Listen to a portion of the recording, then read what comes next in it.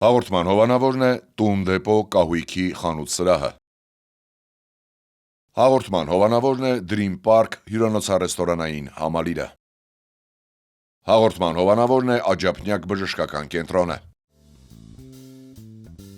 Բարև երկիր, բարելույս սիրելի հեռուստադիտողներ, այսօր շաբաթ է, հունիսի 6-ը, մենք հանդիպեցինք վերջապես ամբողջ շաբաթ սրտատրով սպասում ենք մեր հանդիպմանը եւ չենք զլանում ամեն անգամ դրա մասին ասել։ Բարի առավոտ Արմին եւ մեր բարի առավոտ դիտողներ։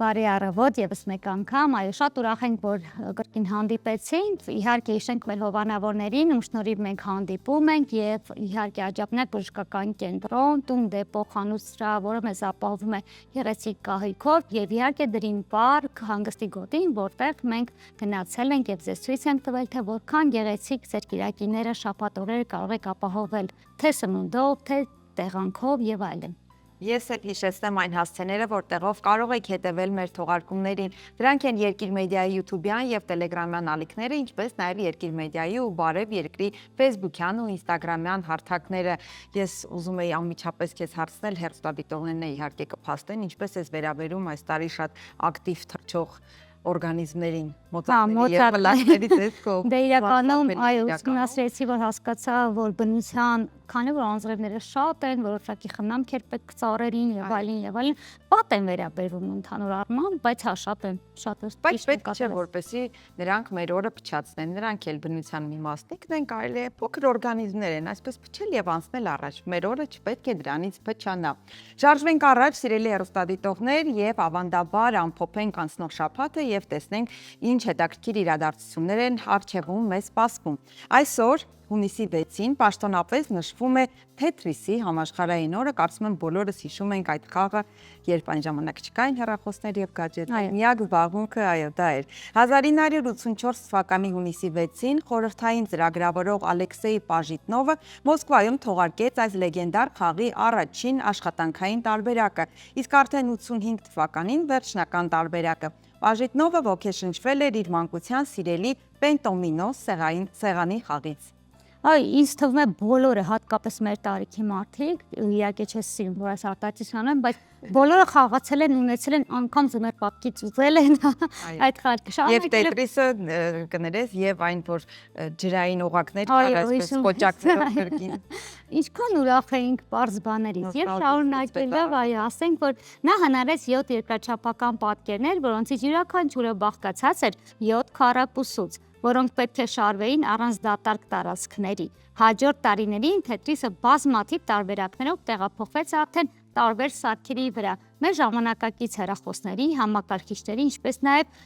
բոլոր այն տեսակի խաղասարքերի, որտեղ կան տարբեր խաղեր։ Շատ կարևոր է, որովհետև ինձ թվում է Թետրիսը դա մեր ժամանակների հնարամտությանն են բարձր օղակներ։ Մեզ թվում էր, որ Թետրիսում մենք հաղթում ենք, մենք կյանքում հաղթելու ենք, համաձայն ես։ Դրանից առավել չէ, բարձրակետ չկար։ Շարժվենք առաջ, այսօր հունիսի 6-ին աշխարհում նշվում է նաև ռուսաց լեզվի օրը։ Սա ամենամյա միջազգային տոն է, որը նշվում է ժամանակակից ռուս գրական լեզվի հիմնադիր մեծ բանաստեղծ Ալեքսանդր Պուշկինի ծննդյան օրը։ Այն պաշտոնապես հաստատվել է ՄԱԿ-ի կողմից 2010 թվականին, նպատակ ունենալով խթանել մշակութային բազմազանությունը։ Դե իսկ հենց Ռուսաստանում տոնում են նաև Պուշկինի օրը։ Այսօրը երկրի կրթօջախներում, մշակութային տներում եւ այլ վայրերում անցկացվում են տարատեսակ միջոցառումներ։ Այստեղ կարող եք նշել, որ Հայաստանում տարբեր ռուսական ուղղվածության դպրոցներում եւս նման միջոցառումներ են անցկացվում եւ ռուսերեն լեզվի իմացությունը, ընդհանրապես լեզվի իմացությունը շատ կարեւոր է, ինչու ոչ։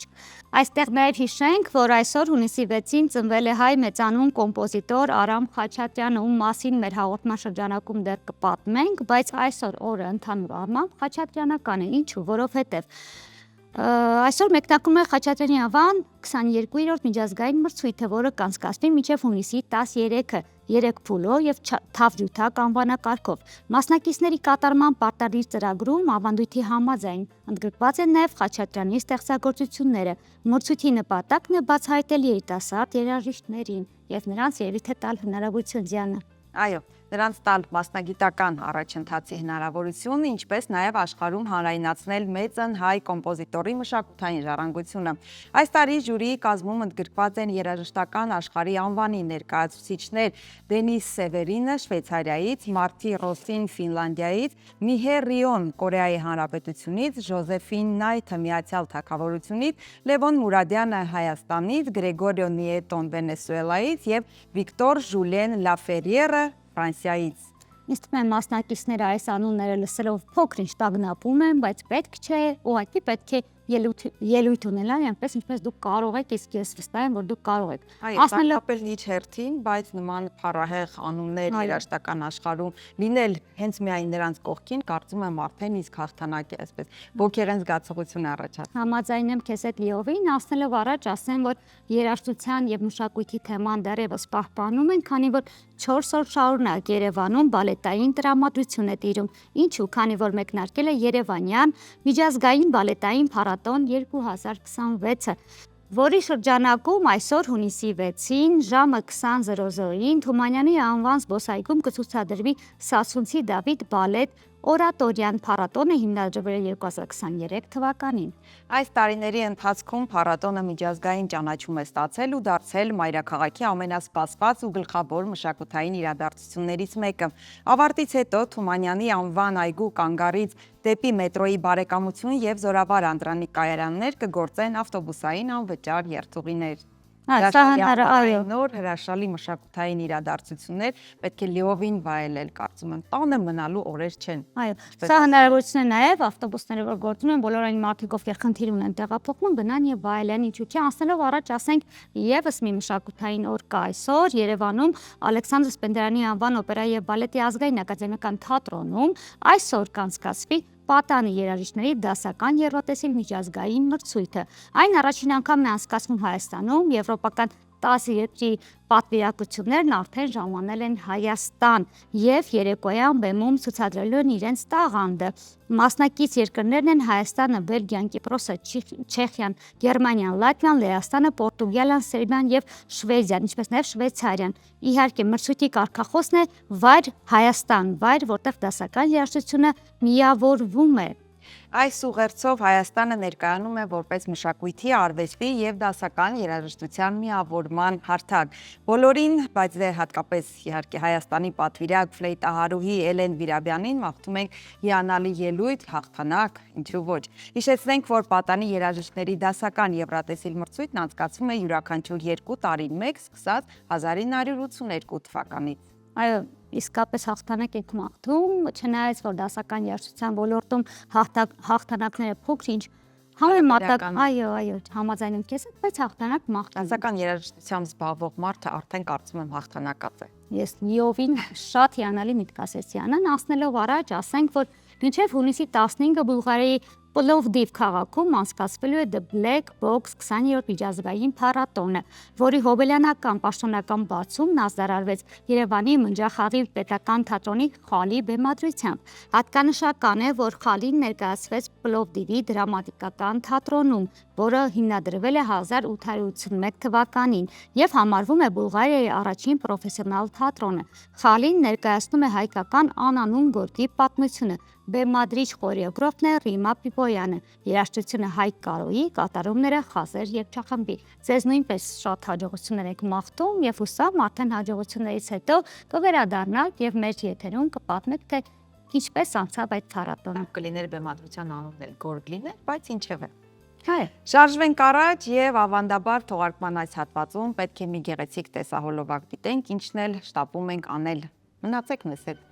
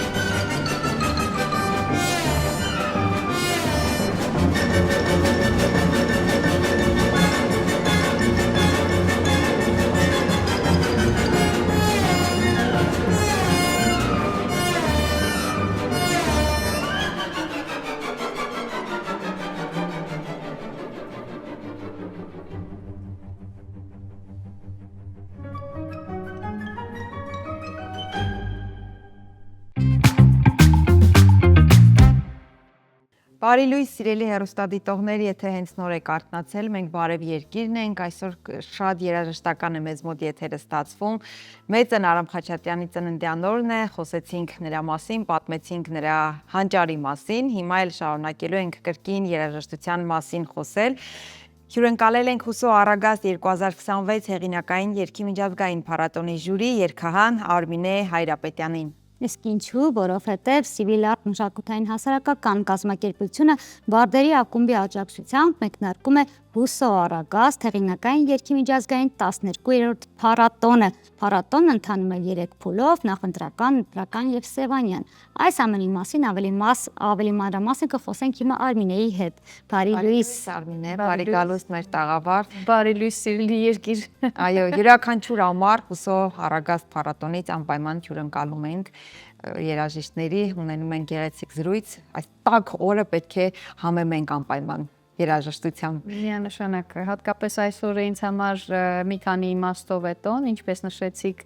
ոչ միայն Արամ Խաչատրյանի ծննդյան տոնը եւ դա մեծ ուղենիշ է մեզ համար, բայց նաեւ իմ կրտսեր տղայի ծննդյան օրն է։ Շնորհակալություն եւ ինքն էլ իմիջիայլոց հպարտությամբ ու միշտ այդ զուգահեռները տանում է մեծ կոմպոզիտորի հետ, ինքը երաժշտության հետ նույնպես սեր ունի, ջութակ է նվագում, նույնպես պահին իհարկե ծառայում է, բայց վստահ եմ, որ ծառայություն ենք որ վերադառնա, այնպես որ մի քանի առումներով եւ մի քանի մակարդակներում տոն է։ Երաժշտությամբ անպայման կտոնենք, իհարկե։ Միանշանակ։ Արմինե, խնդրում ենք պատմել, թե որ փուլում է փառատոնը, գիտենք, որ եռափուլ է լինում, այս պահին որ փուլն է եւ առհասարակ ինչպիսին է ակտիվությունն այս տարի։ Շատ հետաքրքիր փուլեր են, յուրաքանչյուրը մեկը մեկին չկրկնող ըստ թեև մարդիկ դիմում են, թվում է թե փուլ պիտի անցնեն միանման գործընթացներ, բայց յուրաքանչյուր փուլ իր մեջ ունի իր գրավչությունը, հետաքրքրությունն ու հմայքը։ Այս պահին հայտերի հավաքագրման շրջանն է, երբ մենք բոլոր հայտերը հավաքագրված լինեն արդեն, մենք ունենք այս պահին արդեն 23 հայտարարություն։ Միսի 10-ին կարծեմ ամփոփվի։ Այո, երբ որ ամփոփվի, ընդ որում ասեմ, որ այս պահի դրությամբ այդ ցուցանիշը վատ չէ, եւ հայտատուների, այսպես ասենք, գաղտնի լսումները, այն լսումները, որոնք փակ լսումներ են իրականում գաղտնի չեն, դրանք տեղի են ունենալու ամփոփումից անմիջապես հետո մինչև հունիսի 20-ը, երբ տեղի կունենա առաջին համերգային բեմելը, առաջին փուլը հաղթահարած մասնակիցների եւ այսպես ասենք կարճ ցուցականցնելն է մեր մասած, որի ժամանակ մենք տարանջատելու ենք երկու անվանակարգում հեղինակներ եւ կատարողներ, հեղինակ կատարողներ եւ ուղղակի կատարողներ, ընդ որում երկու անվանակարգի մասին կարելի է առանձին խոսել, որովհետեւ եթե հեղինակ կատարողների անվանակարգը ինքնաբերաբար կար եւ մշտապես այդ հիմնական ուղղություններ, սակայն ինչ որ մի ընթացք մենք սկսեցինք բացահայտել, որ ավելի ու ավելի շատ են այն երիտասարդները, այն աղջիկները, ովքեր կատարում են այլ հեղինակ կատարողների ստեղծագործություններ, մեկ էլ տեսար բեմի վրա հնչում են միանգամից նույն երգի մի քանի տարբերակ, բայց դա սկզբնական շրջանում մենք բնական ենք համարում եւ ուրախ ենք դրա համար, սակայն դա նաեւ ժանրի ավելի տարածման է ուղղված մի կողմից, մյուս կողմից այն կատարողները, ովքեր իբրև կատարող են ընդգրկվում փառատոնային փուլերի մեջ, իրենք հետագա հաջորդ տարիներին կյանքը ցույց է տալիս, որ իրենք նույնպես սկսում են դառնալ հեղինակներ, այնպես որ ոգևորվում են, ոգեշնչվում են այդ ստեղծագործություններով եւ ուզում են ասել իրենց խոսքը։ Արինե, հետաքրքիր է, քանի որ դուք արդեն ձեր ձեռագիրը ունեք եւ ձեզ ճանաչում են, բայց նորեկների համար, երբ որ ընտրություն է կատարվում, հատկապես հեղինակային երգի տարբերակում, արդյոք ոմանք չեն նեղանում գուցե, որ իրենց չընտրեցին, հաջորդ տարի եւս դիմում են, գուցե նեղանում գնում են, կբացատրեք հեղինակային երգի դեպքում այդ ընտրության հնարավորությունը որքանով է մարդուն սահմանափակում կամ հնարավորություններ տալիս։ Քանի որ ես հեղինակային այս փառատոնի հեղինակային երգի այս փառատոնի ամենաակունքներից սկսած հանձնաժողովում եմ եղել, ինքս միշտ ասում եմ բոլոր եթերներում, ես իմ ճանապարհը իբրև հեղինակ կատարող սկսել եմ փառատոնից, դեռ 94 թվականին հեղինակային երգի փառատոնում, հանրապետական փառատոններ այն ժամանակ Եղեգնաձորում էր կայանում եւ ես այն ժամանակ տակավին 18 տարեկան աղջնակ էի։ Ես առաջին մրցանակը չշահեցի, անգամ կարծեմ թե մրցանակային տեղ չշահեցի, բայց ես հրախոսական մրցանակ շահեցի հատուկ մրցանակ ժյուրիի կողմից եւ տիտղոս փառատոնի հմայքը։ Տեսեք, փոքրիկ խորամանկ քայլեր, լավ իմաստով խորամանկ։ Ես իրականում առաջինն էի ելույթ ունենում եւ հազար անգամ ականջը կանչի Արմեն Մովսիսյանի, ով հիմա այստեղ չէ, մեր երկրում չէ, բայց հնարավորություն կա միգուցե մեզ կտեսնի։ Արմենն ասում էր, «Քո բախտը չբերեց այնտեղ, որ դու առաջինն էիր ելույթ ունենում եւ գնահատական սանդղակը քեզանով էին չափում, այսինքն դու ավտոմատ ցածր գնահատականներ ստացար, թեպետ շատ ավելիին էիր արժանի, բայց ժյուրին գտավ այն ձևաչափը, որով երիտասարդ նոր քայլեր անող սկսնակ աղջնակին չկոտրի, տա նրան հնարավորություն գաղափար ոգեշնչում, այ տեսեք, ես ուղղակի օրինակն եմ բերում իմ օրինակի վրա, մենք քանի որ մեկ այլ քայլ կատարեցինք նախ եւ առաջ անցնելով այդ մեծ գաղափարի վրայով մրցանակային տեղեր սահմանելու, մեր փառատոնում չկա այդ գայթակղությունը մրցանակային տեղ զբաղեցնելու։ Մեզ մոտ կա լավագույն տասնյակ գաղափարը։ Ընդ որում լավագույն տասնյակի մեջ երբեմն լինում են 13-14 հոգի, բայց գաղափարն է տասնյակի, այդ ինչպես ասում ես 8-րդ հրաշալիք, բոլոր հաջորդ հրաշալիքները, որոնք 7-ից հետո են, բոլորը համարվում են 8-րդ հրաշալիք, չէ։ Նույն դրամաբանությամբ, որովհետև մրցույթային ձևաչափը ճիշտ չէ ըստ մեր բոլորի ըստ էության մոտեցման, որովհետև չես կարող դասակարգել, թե որ մեկի մեղեդին կամ խոսքը առավել, այո, այդ ժանրում, որովհետև ժանրը շատ սպეციფիկ է, շատ յուրահատուկ է այն հոգուց եկած երգեր, որտեղ մեկը կարող է լինել պորտկուն, մյուսը կարող է լինել մելանխոլիկ թախծոտ եւ այլն, ինչպես համեմատես դրանք, ասես սա ուրախ է, նա տխուր է, այդպես չի կարելի։ Ուստի մենք որոշեցինք, որ ժանրի ճիշտ ուղերձները պահպանելու համար մենք չենք ունենալու մրցանակային։ Հետևաբար կարճ լիստը, այսպես ասած, կարճ ցուցակը, որը ձևավորում է լավագույն տասնյակի, ձևավորվում է հենց նախ եւ առաջ այն տրամաբանությամբ, որ առաջին հերթին ժանրային համապատասխանությունը մեղեդու եւ խոսքի զուգակցման, որքան է խոսքը համապատասխան համահունչ մեղեդուն, որքան է մեղեդին ինքը պատմող, իհարկե սա երաժշտական մյուս ժանրերի նման մրցույթներ չեն, որտեղ մենք դասական կոմպոզիցիա չի, որ գնահատում ենք, այսինքն այնտեղ կարող է բնականաբար որովհետև այստեղ պատմողների, հեքիաթասացների կամ ինչ-որ միտեղ, ինչ-որ մի իմաստով հրապարակախոսների ժանր է, սա այդ բալլադ երգողի ժանրն է, որտեղ storytelling, այսինքն պատմություն պատմելը իբրև ժանր են կապում։ Հետևաբար մեզ համար առաջնահերթ գալիս է խոսք մեղեդի համակցությունը, որտեղ միայն պոեզիա չենք գնահատում, եւ եթե դրանցից որևէ մի գործոնը, այսինքն չկա, այդ ժամանակ չենք խոսում։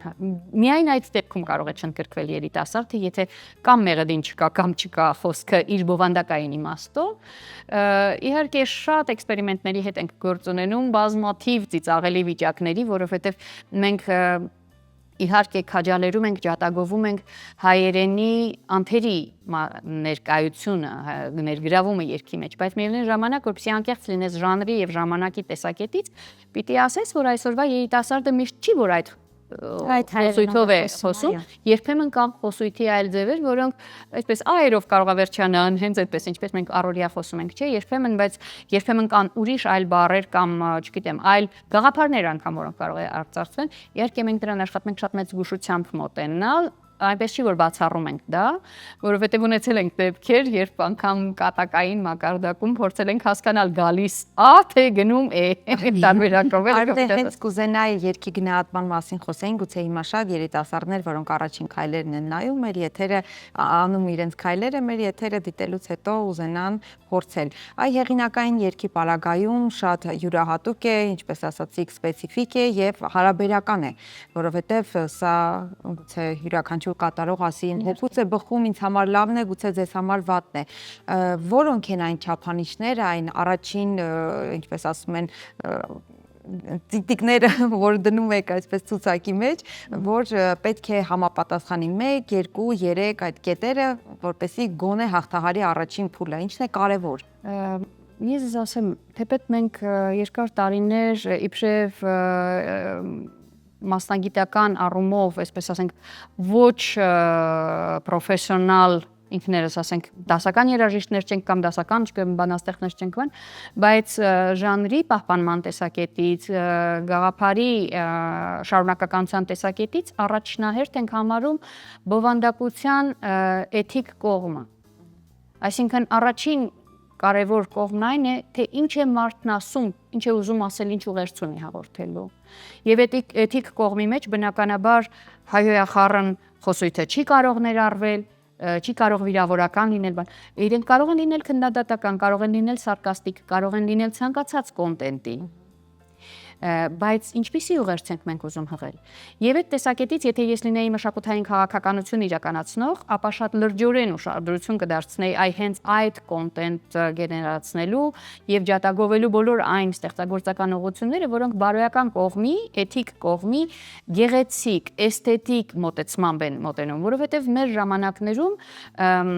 արատավոր երևույթների քաջալերման կամ չափից ավելի ցուցադրման ծավալը ահռելի է, այն համեմատելի չի այլևս բովանդակային բարձր արժեքի հետ։ Ու խոսքը այն մասին չէ, որ խոսենք միայն ասպետների եւ թագուհիների մասին։ Չէ, այդ ձևաչափը կարելի է կիրառել ռեփի կամ ազատ ոճի երաժշտության մեջ։ Այսինքն առաջին հերթին բարոյական ինչպիսի արժեքի շեշտադրում ենք ուզում անել ազնության, մարդասիրության, հումանիզմի եւ այլն։ Այս ժանրը խաղաղ ժանր է։ Խաղաղ, որովհետև դրանք մարդիկ են, մարդկանց համար, խարույկների շուրջը, թափառող ասպետներն են, թափառող երաժիշտներն են, դարերով, հարյուրամյակներով ու հազարամյակներով, եւ գաղափարը հենց այդպիսին է։ Առաջին հերթին ինչ պատմություն ունես պատմելու։ Արդյոք այդ պատմությունը ինչ որ մեկի հոգում պիտի դիպչի, ինչ որ մեկի հոգում անպայման պիտի դիպչի։ Եվ մենք ժյուրիով երբ որ հավաքվում ենք, եւ երբ որ բանավիճում ենք հանկարծ այս կամ այն կատարողին պիտի ներառենք թե ոչ, մեր ամենամեծ չափորոշիչներից մեկը արդյոք ինչ-որ մեկի հոգուն այսպես յուրահատուկ կերպով կպավ, դիպչեց, հուզվեց եւ այլն, որտեղ արվեստի հիմնական դրոշակն էլ դա է։ Եթե արվեստը հուզականություն չի ապահովում այն ներքին փոքրիկ ֆրակհաղվելը, ներքին ցնցումը կամ հիացմունքը կամ չգիտեմ ինչ-որ մի զգացում,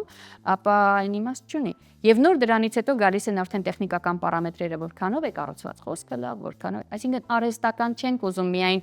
մեկը ուղղակի դասական վերցնի մի հատ լավ բանաստեղծություն գրի ճիշտ չափածոյի մեջ եւ հետո այդ ճիշտ չափածոն դնի ճիշտ մեղեդով։ Արմեն, խոսեցինք տեխնիկական պարամետրերի հնարավորությունների մասին, բայց հեղինակային երգը թերևս նաեւ այն մասին է, որ մարդիկ կարող են չունենալ պրոֆեսիոնալ երաժշտական կրթություն, ունենալ տաղանդ, լսողություն եւ արդյոք նման մարդիկ կարող են մինչեւ հունիսի 10-ը դիմել եւ դառնալ մասնակիցը, գուցե բացահայտել իրենց հնագիտությունները։ Ես մասնագիտությամբ հնագետ եմ։ Ես բանասիրական ուղղությամբ չեմ ավարտել։ Ես պոետ չեմ, ինձ պոետները միգուցե իրենց թվում չընդունեն, թեպետ իմ ստեղծագործությունները բոլորը պոետիկ են եւ ես այս ժանրը համարում եմ երաժշտական պոեզիա։ Ես երաժիշտ չեմ նույնպես, ես ինքնուս եմ եւ եթե հարկ լինի նոտագրել իմ ստեղծագործությունները, միգուցե ես դժվարությամբ այսօր օգտագործելով արդեն որոշակի տեխնոլոգիաներ կկարողանամ դա թերևս անել, բայց ես ստեղծագործում եմ սեփական հոգու մղումով, սեփական պատկերացումներով, երբեմն կատարում եմ եւ ոչ թե երբեմն այլ հաճախ կատարում եմ երգերը դասական մետրոնոմի չափից դուրս, այս գիտելիքները եւ ունակությունները ժամանակի եւ տարիների փորձի հետ են կուտակվել։ Այսինքն այս ժանրը ամենևին պրոֆեսիոնալների մասին չէ, մասնագիտական եւ քավլիցի ես ամեն տարի յուրաքանչյուր անգամ երբ ես եթերում փառատոնի մասին խոսում եմ, իմ խորին խոնարհումը եւ պրոֆեսիոնալ բանաստեղծներին եւ պրոֆեսիոնալ երաժիշտներին, որովհետեւ կան այդպիսի մասնագիտություններ, մարդիկ սովորում են կոմպոզիցիա, հենց սովորում են ստեղծագործելու համար։ Սա մի քիչ այլ բովանդակության մեջ է եւ մենք եկել ենք այդ համաձայնության մեր պրոֆեսիոնալ երաժիշտ գործընկերների եւ բանաստեղծ ընկերների հետ մեկտեղ, որ մենք ունենք իրավունք բարի լայն իմաստով եւ ամենապարզ իմաստով իբրև ժանր այսպիսին լինելու եւ լինելու ինքնուս, լինելու մի փոքր անկատար, լինելու մարդկային, մարդամոտ եւ մարդակենտրոնական։ Այո, բոլոր նրանք, ովքեր այս պահին մտածում էին դիմել թե ոչ, ինձ թվում է ելնելով նայած որ երաժշտական գուցե կրթություն չունեն, շատերը կան, շատ մարդիկ կան։ Ես շեշտում եմ, ես ինքս չունեմ երաժշտական։ Մենք ունենք ընկերներ, ովքեր ունեն այդ կրթություն։ Ես ասեմ թե ում եմ ուզում որ անպայման դիմեն նախ եւ առաջ բոլոր նրանց, ովքեր երբևէ ստեղծագործել են, վարանել են ու վախեցել են ներկայացնել այն, մի վախեցեք, ներկայացրեք ձեր ստեղծագործությունները, ինչ խոսք ժանրի որոշակի յուրահատկության հետ այս գործիքը շատ կարևոր է, դուք գիտարով պիտի հանդես գաք, ձեր կատարումները պիտի լինեն գիտարային, լարային։ Ես գիտեմ ընկերներ ունենք, ովքեր իրականում ստեղնաշարային գործիքների մասնագետներ են կամ այլ գործիքների, բայց երբեմն իրենք կարողանում են յուրացնել, անցնել այդ քայլը եւ գալ գիտարով հանդես գալու, որովհետեւ դա ժանրի նախապայմաններից մեկն է, գիտարով պիտի հանդես գան։ Եղել են մեզ մոտ նաեւ երբեմն եղել են իրավիճակներ, երբ դուետով են հանդես եկել, այսինքն մեկը նվագում է, մյուսը երգում է, հատկապես եթե դուետի մեջ ինչ որ մեկը ինքն է հեղինակը իրավունք ունի այդ ընտրությունը անելու, բայց դրանք իհարկե բացառություններ են որոշակի։ Ամեն դեպքում ես գիտեմ, որ հիմա երիտասարդների մեջ եւ աղջիկների մեջ բավական շատ են նվագողները, շատ են կատարումներ, ես ինքս տեսել եմ բազմիցս սոցցանցերում ինձ ուղարկում են իմ իսկ երկերի տարբեր cover-ներ, այսպես ասած, կատարումներ, թող սիրով փորձեն, չամաչեն, որովհետեւ եթե այդ միջավայրը իրենց դուր է գալիս, ապա բացառված չէ, որ մոտ ապագայում իրենք նույնպես դառնան ժանրի կրողներ եւ շարունակություն ապահովող։ Շատ լավ, իսկ ավելի ողջունելի է, որ փառատոնին հուսո առագաստին ներկայանան սեփական ստեղծագործություններով, թե ինչպես արդեն ասացին, cover-ներով, որովհետեւ շատ դեպքերում cover-ի մշակումը ավելին է, քան որոշակի սեփական ստեղծագործություն, այնքան յուրովի են մոտենում հարցին։ Երկու անվանակարգում էլ կարող են դիմել, միաժամանակ դիմել երկու անվանակարգում, մենք ունեցել ենք նման իրավիճակներ, երբ մենք տեսնում ենք, որ հեղինակ կատարողը իր հեղինակային ստեղծագործությունը դեռևս հասուն չի այն մի փոքր դեռ աճելու տեղ ունի, բայց իհարկե նախապատվություն ենք տալիս հեղինակային գործերի կատարմանը եւ խթանում ենք, քաջալերում ենք այդ կատարողները։ Այսպես նաեւ առաջին փուլից սկսած խորհրդատվությամբ բնականաբար դա բոլորովին չխաթարելով իրենց հեղինակային ստեղծագործական մտքի ինքնուրույնությունը, ուղղակի հուշումներով, որ այ կարելի է այս հատվածում մի փոքրիկ աշխատել կամ փորձում ենք պրպտել, իրենք երբեմն դիմում են կարծելով, որ այսինչ երգը իրենց ավելի հաջողված երգն է, բայց դու ասում ես, իսկ փորձիր մեկ-երկու այլ գործեր մեզ ներկայացնել, ուսի մենք պատկերացնենք, որտեղ մենք ինքներս մեզ միշտ չի որ կարողանում ենք ճիշտ գնահատել, մենք ինքներս մեզ երբեմն այո, կողքի հայացքի անհրաժեշտություն կա, այդ բոլոր հնարավորությունները մասնակիցներին տրվում է եւ Ես իհարկե դուք ձեր հարցը սկսեցիք նրանից թե արդյոք լինում են նեղացած մարդիկ թե ոչ, ես չեմ կարող ասել արդյոք լինում են նեղացկոտ մարդիկ թե ոչ։ Նեղացկոտությունը դա խառնվածքի խնդիր է եւ եթե մարդը նեղացկոտ է, ապա ցանկացած պահի կարող է նեղանալ։ Այս ժանրի մեջ տեսակային այդ գիծը գոյություն չպիտի ունենա, այսինքն միանգամից իր ժանրային ընտրությունը կայանում է այդտեղ։ Եթե մարդը նեղանում է, որովհետև դու դաշտային մարդ ես, դաշտի ճանապարհի, ինչ որ տարբեր իրավիճակներում, գիտեք ինչքան են եղել համերգներ, երբ որ միկրոֆոնը կամ ձայնը լավ չի դրված կամ կատարում ես առանց միկրոֆոնի, կիթառ ձայնդ բարձրաձայն, եթե ուրիշ, այսպես, պրոֆեսիոնալ երաժիշտներ լինեն, ասեն չենք կատարում։ Այս ժանրը սիրում է այդ մարդամոտությունը, ընկերասիրությունը, մեծահոգությունը եւ եթե մենք չենք կարողանում ընդունել սեփական խնդիրներ, ապա այստեղ չի որ մենք պիտի գայենք։ Բացի այդ, հոգեհուզական գուցե տվյալ պահին իր զգացածը, փոխադրածը չի զգում հանդիսատեսը, որը նորմալ է եւս։ Հնարավոր է զգում է, հնարավոր է չի արտահայտվում, այսինքն բոլորին հոտորում ենք մի փոքր ավելի թեթև ավելի հեշտ մոտենալ, քանի որ հեղինակային, ինչպես ասեցինք, դաշտում մենք ասեն, ես շատ կուզենամ, որ դա հասկանալի լինի եւ առաջին հերթին այն տեսագրությունները, որոնք մեզ ուղարկվում են, հեղինակները կամ կատարողները իրականացնում են իրենց տանը, իրենց լավագույն ու հարմար պայմաններում, իրենք ազատ են այդտեղ, իրենց ինքնությունը երևում է հանգիստ կերպով։ Նոր այդ փակ լսումներից հետո իրենք գալիս են բեմ, այսինքն մենք չենք դնում առաջին քննությունը այն ստրեսի մեջ, որ առաջին անգամ ինքը, որովհետև այդ բեմելը, առաջին բեմելը ինքը մեծ սպարտականության նման մի բան կարծես լինի եւ միշտ չի որ դուք ճիշտ եք հուզական այդ շեմը հնարավոր է հեշտ հաղթահարել։ Մենք ունենք շատ լավ կատարում ձայնագրության մեջ, երբեմն գալիս են մոխմխելով, ասում ես՝ մի հատ թուլացիր, հանգստացիր, որևէ վախենալու բան չկա, անկերաբար, մենք եւ իհարկե ինչ խոսք, եթե պիտի խոսքը գնա արդեն վերջնական գալ գալահամերգի իրականացմանը, մեր գալահամերգը 18-ին է լինելու հուլիսի, մեր փառատոնի օրերը հուլիսի 17-ից 19-ն են եւ գալահամերգին բնականաբար արդեն չափորոշիչներն այնպիսին են, որ բեմը ունի իր պահանջները։ Այնուամենայնիվ, բոլոր այս ընկերական միջավայրերը ստեղծելով հանդերձ, ամեն ինչ անելու եւ վարպետաց դասեր անելուց հետո անգամ, եթե կա այդ համապատասխանությունը, որ այնուամենայնիվ երկը պիտի հնչի, կատարողը պիտի ներկա լինի, ապա հանդիսատեսնել շատ ջերմ, մենք շատ լավ ու ջերմ հանդիսատես ենք ունենում միշտ։ Գալիս են Սևան։ Մենք արդեն պետք է ձայնի եւ խոսքի իրար։ Դուք անընդհատ գործիքին եք այո, նայում։ այո։ Ես ճիշտ ասած, մինչ եթեր մտնելը գործիքներն արդեն այնպես էի դասավորել, որ մի երգ էի մտքումս պահել, թե ինչ պիտի կատարեմ։ Բայց հիմա մտքա փոխվեց ինձ մոտ միշտ այդպես, ես անգամ համերգի ընթացքում եմ փոխում սցենարները, ինչ պիտի երգեմ, մեր տրամադրությունից ելնելով եմ հիմա Հոգեհուզական դաշտից հոգեհուզական, այո, դաշտից։ Մեր պատուհանը նեղլի Ողոցի վրա կախված վայելում է վերջին արև նաշնա Մի ժպիտով միամի քո դեմքը ողողված է վստահությամբ լեցում, որ ես կգամ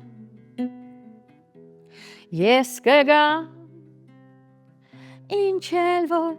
պատահի այստեղ Ես կգամ, քանի վառում ես դու կանթև ու սպասում քո հավատով զորեր Ես կգամ, որքան էլ ինձ տանի հեռու այս ծովի ալիքը խենթ ու ահարկում Անպայման այդպես է լինելու Առավոտյան ձեքի Ինչ ջերմ է անկողինը Քո քնքշության բոցում էր սենյակում Քո վարդագույն այտին Իմ տեղ համբույր թողեց լուսինը ու շշրջաց կամաց մինչ հանդիպում Ես կգամ ինչ էլ որ պատահի այստեղ Ես կգամ քանի վառում ես դու կանթև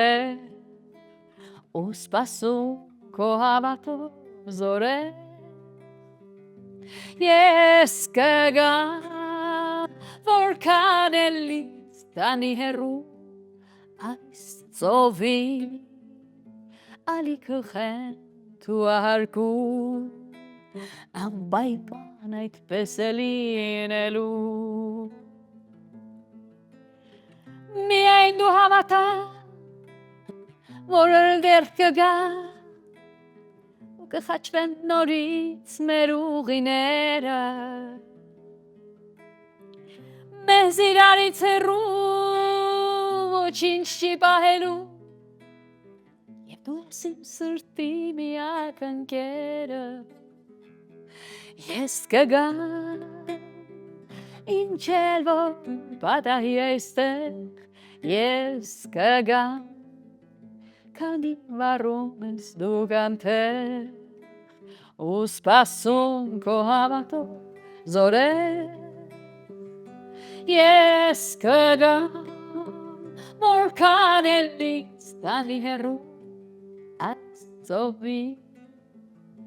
ալիքը խենթ ու ահարկում անպայման այդպես է լինելու Բրավո Այո, բրավո, Զիրանավի, այո Հասան, շատ գեղեցիկ Այո, այսպես է հարց, Արմինե Ինչու են բոլոր հեղինակային երգերի մեջ, հատկապես երբ գիթառն արկա նաև աշունը Չեմ կարող ասել, իմ պարագայում թերևս միգուցե կապ ունի այն, որ ես աշնան դեռ առաջին չէ, ամռան ամենավերջին օրն եմ ծնվել եւ աշունը ինձ համար Նոր սկիզբ է այդ միշտ նոր սկիզբ է, ես հետաքրքիր է աշնան գույները պարզապես ավելի տաք են այնքան ջերմ են, այնքան խաղաղեցնող են, հատկապես հայաստանյան ոսկե աշնան գույները։ Այո, դուք ճիշտ եք նկատել, իմ երգերի մեջ շատ են։ Լուսավոր թախիծ է։ Ըստ էության ժանրային տեսակետից պիտի նայել, որ այո, բայց լուսավոր թախիծը եւ ցանկացած բան, եթե դու թախծոտ մի բան ես տալիս, ապա ինձ համար օրինակ շատ կարեւոր է, որ անպայման լինի այդ թախծի վերջում, այն լույսը թունելի վերջում, որը անպայման շարունակականության գաղափար է տալիս, բայց ես ուզում եմ ասել, որ ես ոչ միայն աշնան մասին երգեր ունեմ, ես օրինակ երգ ունեմ համբարձման կիրակին այդպես է կոչվում, երբ տոներն են այդ ժողովրդական ջանգլումի տոնը եւ հենց տոնի հետ կապված երգ ունեմ, որը շատ կոլորիտային է հենց ամռան տեսակետից։ Անինը մենք հնարավորություն տվեցինք մեր հեռուստադիտողին ձեզ լսել, վայելել, բայց ես կուզեմ եւս մեկ անգամ հիշեցնեք ինչպես, եթե երաժիշտ չեն, ուղղակի ուզում են վայելել ամբողջ այդ հեղինակ կատարողներին ինչպես մասնակիցը դառնալ փառատոնին։ Bartfest սոցիալական Facebook-յան էջում, կայքի մեր էջում կան մանրամասները ինչպես դիմել, դեռ կա ժամանակ եւ ժամանակը բավական շատ է, այս 4 օրերը նույնպես դեռ կարելի է, նույնիսկ վերջին օրը կարելի է դիմել։ Բոլոր դեպքերում հեղինակները դիմում հայտը լրացնելու հետ մեկտեղ նաև ուղարկելու են իրենց նյութերը, ինչ տեսագրություն են ուզում ներկայացնել 1 կամ 2 երգ, երբեմն լինում է 3 երգ, ունենում ենք այդպիսի։ Ասեմ ձեզ, որ բավական ակտիվ տասնյակներ ենք ունեցել ըստ տարիների ընթացքում, տարբեր տարիքային խմբերի ենք ունեցել ենք բավական մեծահասակ, ունեցել ենք շատ պատանյակ, անգամ 8 տարեկան, անգամ 9 տարեկան, այդ փոքրիկներ։ Մենք անգամ որոշել էինք, որ եթե այս տարի էլ այդպես լինի, ուրեմն փոքրիկների համար առանձին մի, չգիտեմ, անվանակարգ պիտի մշակենք, այդտեղ ցույց կտա միայն երբ որ հայտերը ամփոփվեն։ Պիտի նշեմ նաև, որ այս տարի մեզ սատարողների թվում է նաև կրթության, գիտության, մշակույթի եւ սպորտի նախարարությունը, մենք ունենք բավական լավ սատարողներ, սովորաբար իրենք մեր կողքին են մշտապես, բայց այսպես սպոնտան ընկերական տրամաբանությամբ, չէ, բնականաբար ուզում եմ ասել, որ դա զուտ գաղափար է շարունակական դարձնելու համար, բայց մասնակիցներից հետ ես ուզում եմ հասկանալ ուղղակի մարդիկ, ովքեր չեն մասնակցում, իհարկե, իսեր, այլ ուղղակի լսել Սևանի Wishap լողափում շատ ճիշտ տեղին հարց է, դա փառատոնի կայացման կարևոր գործոններից մեկն է, թե ով է մեր հանդիսատեսը։ Սովորաբար մեր հանդիսատեսը արդեն անգիր գիտի, նախապես սկսում են ամրագրել իրենց տեղերը, Wishap լողափում է կայանում, փառատոնի մեկնարկը այդ օրերին Սևանյան փուլի տեղի ունենում հուլիսի, այս տարի կլինի հուլիսի 17, 18, 19-ին, 18-ին լինելու է գալա համերգը, երբեմն գալիս են այդ 3 օրն էլ վայելելու եւ ասեմ ձեզ վրանային այսպես ճամբար է գոյանում, այդ ովքեր եղել են այդ լողափում գիտեն, որ այդ հնարավորությունները կան, գալիս են ընտանիքներով, փոքրիկ բալիկների, ծնողների, մեծ ծնողների հետ կապ չունի ընտանիքի տարբեր անդամների համար, որովհետև այս ժանրը այնուամենայնիվ ընտանեկան բավական լավ միջավայրի համար է։ Այո, եւ դարձյալ Facebook-յան էջում կան կոնտակտները, եթե անգամ չկան, դուք կարող եք Wishap լողափ զանգարել, իրենք էլ արդեն գիտեն, համագործակցում են, տեղերն ամրագրելու եւ համերգին ներկա լինելու համար, ինչ խոսք պարտադիր չի բոլոր 3 օրերին են տեղ լինել, իրենք կարող են միայն գալ համերգը վայելելու,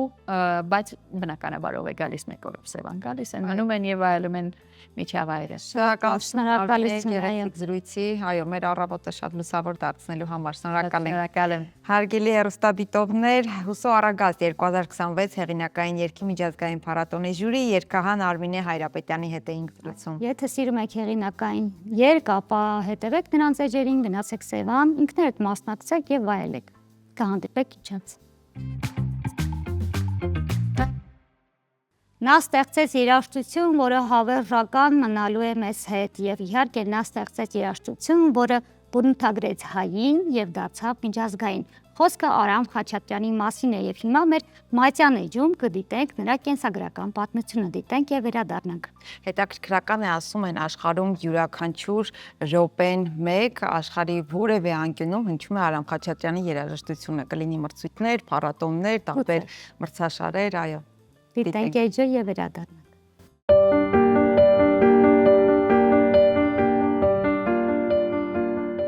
20 20-րդ դարի հայ կոմպոզիտոր եւ դիրիժոր Արամ Խաչատրյանը ծնվել է 1903 թվականի հունիսի 6-ին Վրաստանի մայրաքաղաք Թիֆլիսում։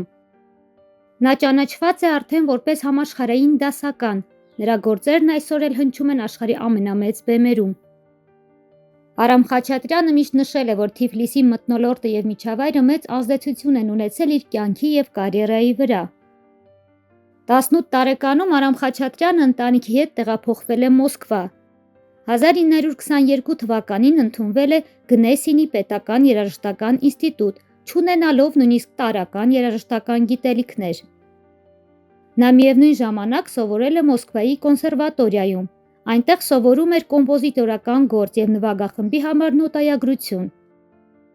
Այս ընթացքում նա սովորում էր նվագել թավ ջութակի վրա։ Այստեղ նա նաև ծանոթանում է կոմպոզիտոր Նինա Մակարովայի հետ եւ ամուսնալուծվելով առաջին կնոջից 1933 թվականում ամուսնանում Նինայի հետ։ Նախքան կոնսերվատորիա ընդունվելը Խաչատրյանն արդեն գրել էր իր առաջին երկու գործերը՝ Պար եւ պոեմ դո դիեզ մինորում։ Դեռ այն ժամանակվանից Խաչատրյանը լայնորեն օգտագործում էր հայկական ժողովրդական երաժշտությունն իր ստեղծագործությունների մեջ։ Նա որպես ավարտական աշխատանք ներկայացրել է իր գրած առաջին սիմֆոնիան, որն ամբողջությամբ ներշնչված էր հայկական ազգային երաժշտությամբ։ Այն գրավել է նշանավոր դիրիժորների ուշադրությունը եւ շուտով կատարվում է խորհրդային լավագույն նվագախմբերի կողմից։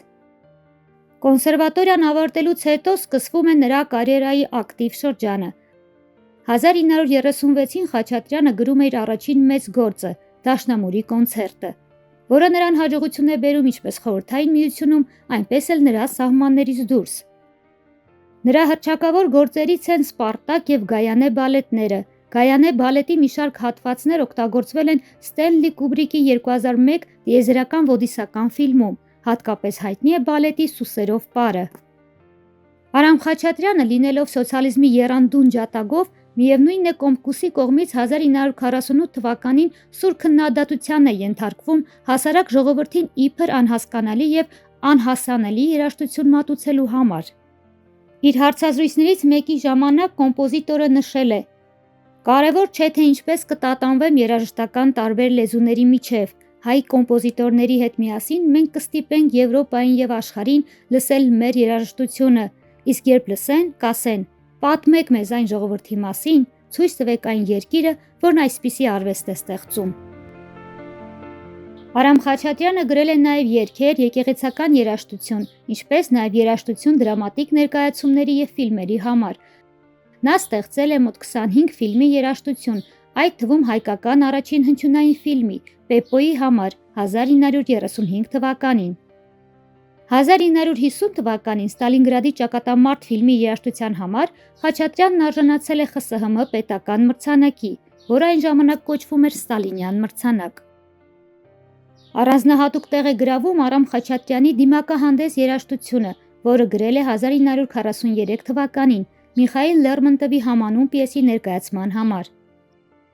Հայ ժողովուրդն անսահման գնահատում է մեծ երաժշտին եւ հարգանքի տուրք է մատուցում առ այսօր։ Արամ Խաչատրյանը մահացել է 1978 թվականի մայիսի 1-ին։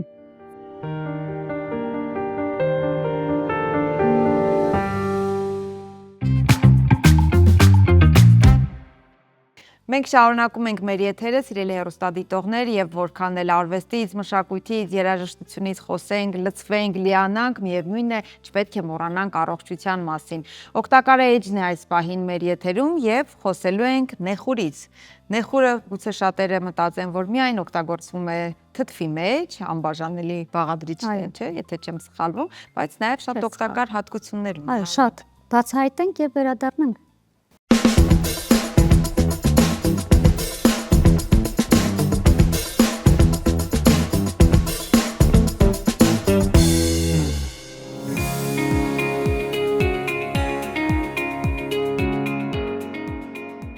Նեխուրը նույն ինքը քյարաուս, սննդաբանների եւ առողջ ապրելակերպ վարող բազմաթիվ մարդկանց համար սիրելի բույսերից է,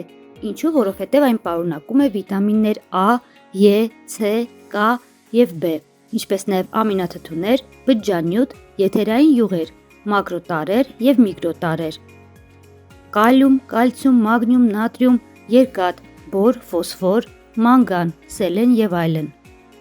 Նեխուրը բարենպաստ ազդեցություն է թողնում գործնականորեն բոլոր օրգան համակարգերի վրա, նվազեցնում է օնկոլոգիական հիվանդությունների առաջացման վտանգը, նպաստում է սրտանոթային համակարգի ամրացմանը, կարգավորում է ճնշումը, ինչպես նաև արյան մեջ նվազեցնում է խոլեստերինի մակարդակը։ Նեխուրը կարգավորում է լյարդի աշխատանքը, մաքրում է արյունը։ Ցուցված է շաքարային դիաբետ ունեցող մարդկանց։ Հանգստացնում է նյարդային համակարգը, օգնում հանգստանալ եւ թուլացնել նյարդային լարվածությունը։ Հատկապես երեկոյան քնից առաջ հում նեխուրը կարող է կարգավորել մեր քնելու որակը։ Բարենպաստ ազդեցություն է թողնում ստամոքսաղիքային տրակտի վրա, խթանում է ախորժակը, լավացնում է սննդի յուրացումը եւ օգնում ազատվել փորկապությունից։ Եթե դուք ունեք ախորժակի խնդիր, ապա օրը սկսեք նեխուրով պատրաստված հյութից կամ աղցանից։ Նեխուրը նաև ունի միզամուղ ազդեցություն, ինչպես նաև օգտակար է ռևմատիզմ, արթրիտ եւ հոդատապ ունեցող մարդկանց։ Այն օգնում է օրգանիզմը մաքրել խարաններից եւ թույներից։ Նեխուր ցուցված է նաև ավելորդ քաշ ունեցող մարդկանց համար, քանի որ նեխուրի մարսման համար ավելի շատ կալորիա է ծախսվում, քան այն ունի։ Կանոնավոր նեխուրի օգտագործումը լավացնում է մազերի եւ մաշկի վիճակը, օգնում ազատվել մաշկի հիվանդություններից։ Այսքան օգտակարի կողքին կան նաև հակացություններ։ Նեխուրը հակացուցված է հղի եւ կրծքով կերակրող կանանց, խոցային հիվանդություն ունեցողներին, հեպատիտ, էպիլեպսիա, թրոմբոֆլեբիտ, վարիկոզ եւ այլ հիվանդություններ ունեցողներին։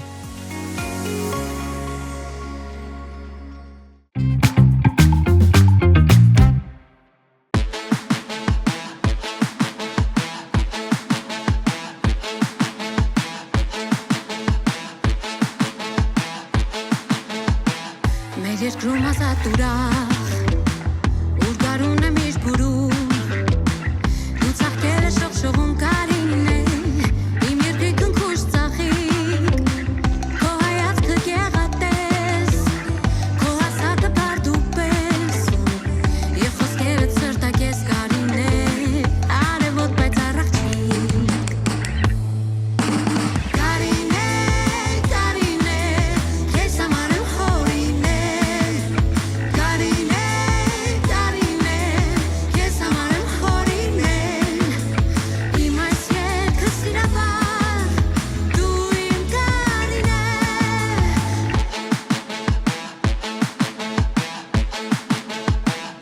գործի մեջ թե կյանքում դու կրակ ես մոթորքում և չունի դադարում կարին է ով որ քեզ մի պահ տեսնի սիրտդ մեծ է սերդ խոր և ուղին քո լուսավոր ողջ աշխարհը ամեն օր տարին է թող ինձ հետ ես քով քասի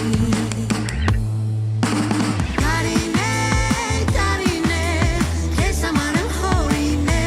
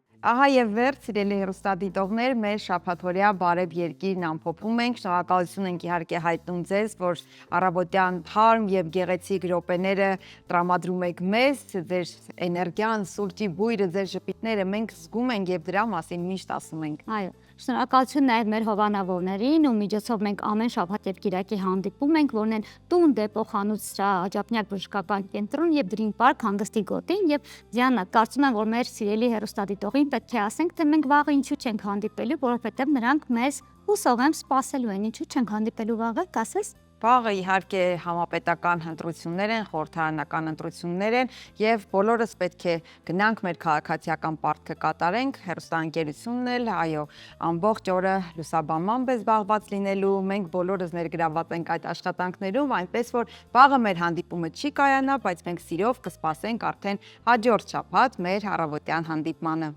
Մնացեք բարյավ։